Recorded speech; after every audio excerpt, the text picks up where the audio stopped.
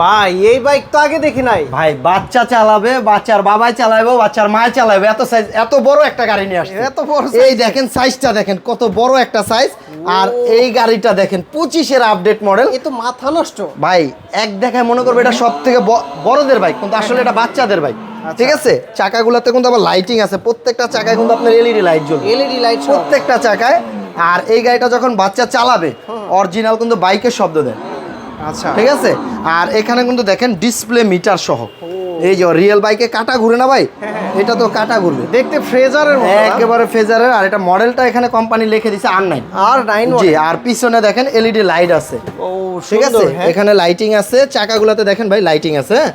আবার এখানে বডিতে দেখেন কত সুন্দর লাইট দেওয়া, কালারটা তো ঠিক আছে। আর বাসায় 2-3টা বাচ্চা অনায়াসে বসতে পারবে।